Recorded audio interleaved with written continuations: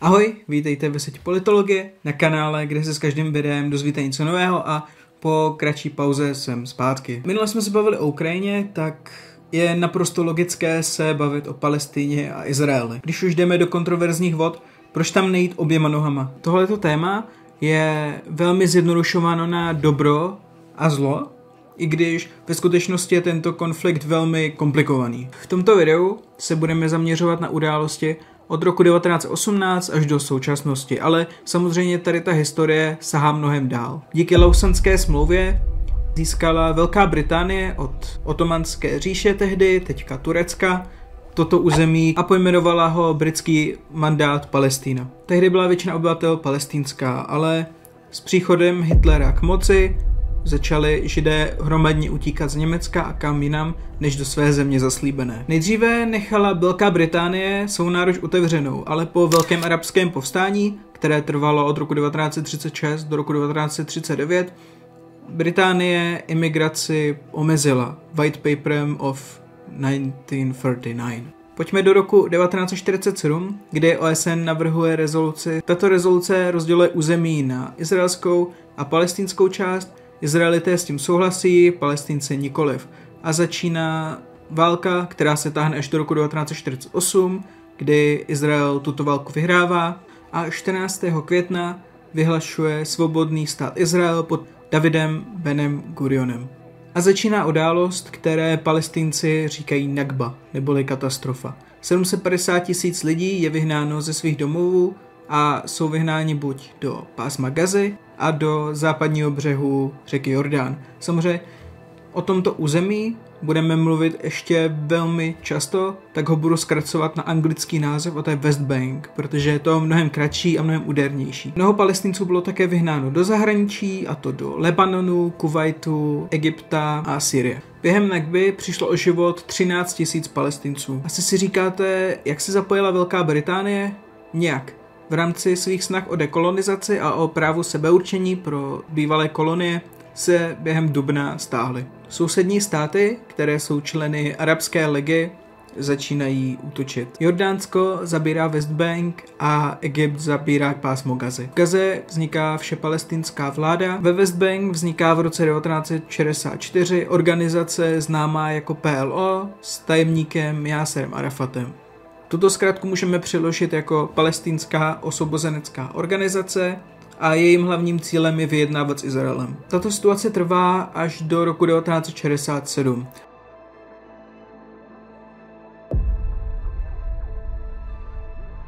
Zde přichází šestidenní válka. Na jedné straně je Izrael, podporovaný Amerikou, a na druhé straně Arabská liga, podporovaná Sovětským svazem. Staré tanky sovětské výroby se prostě nemůžou rovnat tankům jako Centurion a Patton, a proto Arabská liga prohrává. Egypt je vyhnán až za Sinajskou poušť a je nucen přistoupit k míru. A tak West Bank a Gaza přichází pod izraelskou správu.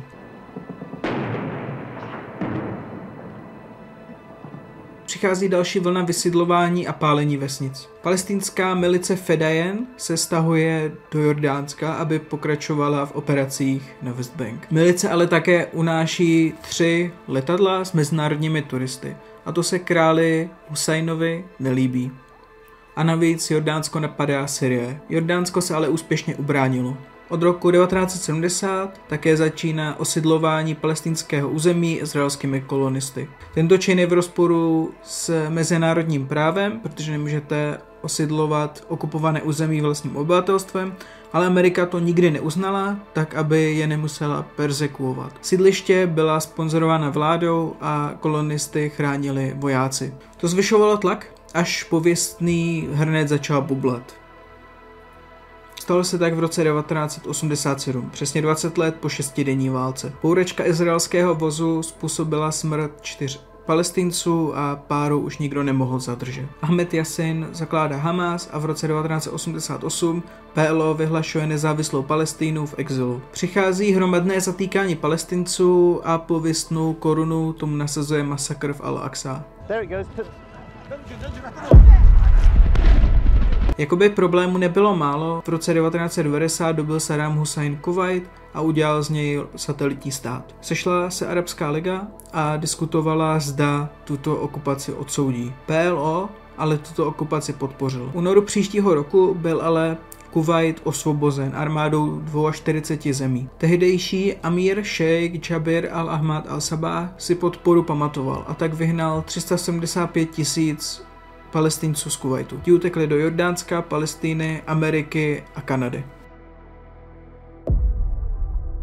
OSN a USA začaly situaci řešit a tady přichází slavné či neslavné akordy z Osla. První byly podepsány v roce 1993 a ty druhé v roce 1995. Na jedné straně stál Yasir Arafat a na té druhé Yitzhak Rabin, premiér Izraele. Mediátora dělal tehdejší prezident Spojených států amerických Bill Clinton. Hlavním bodem bylo uznání izraelského státu Palestinou a naopak. Palestina získala část svého území a proběhly první volby, které jasně zvítězil Yasser Arafat. To zní hezky, ne? Ale opatrně s fanfárami. Reakce Hamásu a sionistů na sebe nedala dlouho čekat. Už rok po podpisu Baruch Goldstein, sionista, zaútočil na hebronskou mešitu a zastřelil 29 lidí. Tento masakr je znám jako masakr v jeskyni patriarchů. O rok později byl spáchán atentát na Yitzhaka Rabína. A pověstným hřebíčkem do rakve byl útok hamáského teroristy na obchodní dům v Tel Avivu. S jedním z klíčových mužů 2 metry pod zemí vzala situaci za své. V roce 2000 začala voda znovu vařit, když Ariel Sharon, tehdy kandidát budoucnu premiér, navštívil Chrámovou horu. Hamás na to reaguje o rok později sérií teroristických útoků a masakrem na Pesach v roce 2002. Izrael reaguje operací Obranný štít a dobývá několik palestinských měst, kde se údajně ukrývají teroristé. V roce 2003 Izrael staví separační bariéry. V roce 2005 opouštějí Gazu kolonisté a rok na to vyhrává volby Hamás. Následuje rok trvající občanská válka mezi Hamásem a Fatah. Hamás ji vyhrává. Fatah je z porovnání s Hamásem velmi mírná a stojí o vyjednávání, zatímco Hamás fundamentálně odmítá existenci Izraele. A od té doby Hamás bombarduje raketami Izrael. Vytvořili takový de facto cyklus, který se opakoval v roce 2008, 2012 a 2014. Vždycky si Hamás vytvořil rakety, většinou používajíc humanitární pomoci a začali střílet na Izrael, což se Izraeli samozřejmě nelíbilo a tak naběhli dovnitř, aby jim rakety sebrali, což vyústilo ve spoustu mrtvých. Incident v roce 2023 byl ale úplně jiný, protože teď Hamás unesl mezinárodní rukojmí. Časté konflikty se na území velmi podepsaly. 48 lidí je nezaměstnaných a polovina žije v chudobě. Navíc poslední válečný konflikt způsobil 70 až 80% budov zničených. Ale uvidíme, jak se situace vyvine pro Trumpův nový odpočinkový rezort. Západní pobřeží řeky Jordán nám ale ukazuje úplně jiný příběh. Když se jedná o docela velké území, Palestinci z něj obývají velmi malou část. Mezi jednotlivými částmi je hranice, která je otevřena jednou denně, 1 hodinu. Tvrzení o apartheidu je pravdivé. Apartheid je vlastně situace, když máte jedno území nebo jeden stát a žijou pod ním 2 druhy obyvatel, a to jsou jedni, kteří mají plná práva a ti druzí, kteří mají třeba menší práva a třeba jsou separovaní a mají přístup k méně kvalitním třeba zdravotnictví, k méně kvalitním školám, takže jsou vlastně obecně znevýhodněni.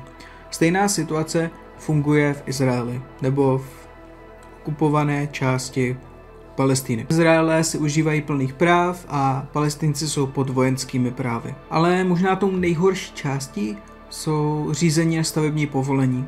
Izraelcům je odmítnuto pouze 3% celkových stavebních povoleních, zatímco Palestincům 99%.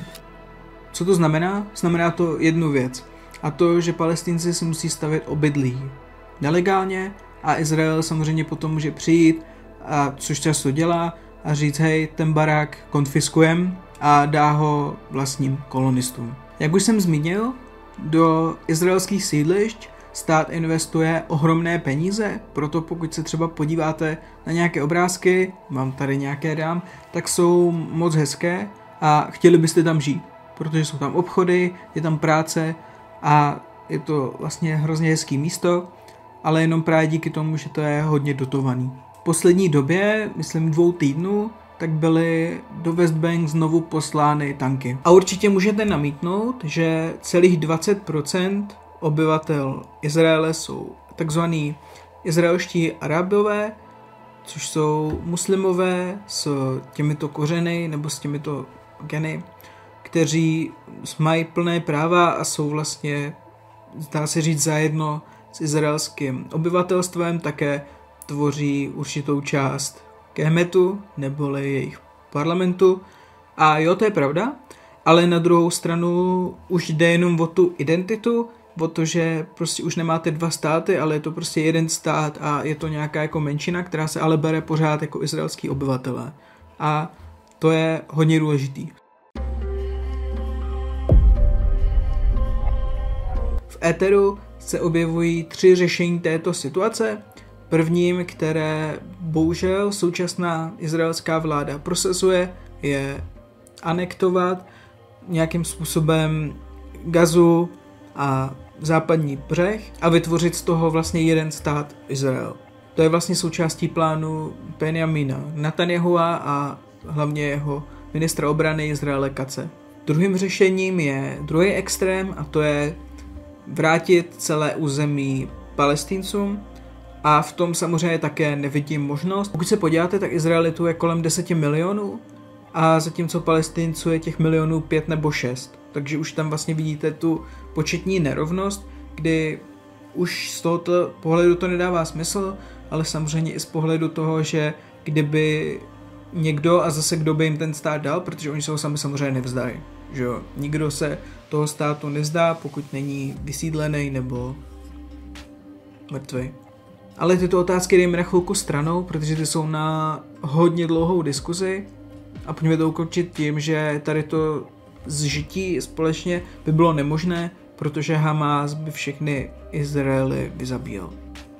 Třetí a poslední možnost, která je možná naivní, ale já v ní chci věřit, je to takzvaný two-state solution, neboli že máte 2 státy, Izrael a Palestínu, každý má své území, svoji vlastní administrativu a svoji vlastní kulturu. Proč říkám naivní? Protože ani jedna strana to úplně nechce. Co se týče Palestinců, tak samozřejmě Hamas si tady to řešení vůbec nepřeje a určitě by se svýma aktivitama nepřestal. Zatímco izraelská vláda, jejíž dlouhodobým cílem je vlastně získat tady to celé území, by k tomu také nesvolila. A to nás drží v současné situaci, která není ani pro jednu ze stran úplně výhodná a holt musíme počkat na to, co budoucnost přinese. Nakonec musím dodat, že já nejsem přívržencem ani jedné, ani druhé strany, proto jsem se v tomto videu snažil kritizovat obě strany a říct, že ani jedna z těch stran není ta lepší, prostě je to konflikt a tady ty morální hodnoty, které samozřejmě jsou super, tak nás tady nějak nepohání, protože když usoudíme, že jedna strana je dobrá, tak usoudíme, že ta druhá strana je špatná a že by měla být poražena nebo vyhnána a to je samozřejmě špatně. Moc mě zajímá, co si o tom myslíte, dejte to do komentářů, rád si to přečtu, rád se s váma třeba pobavím nebo si můžete povědět navzájem, myslím, že to bude super. U příštího videa se uvidíme, zatím se mějte hezky a čau.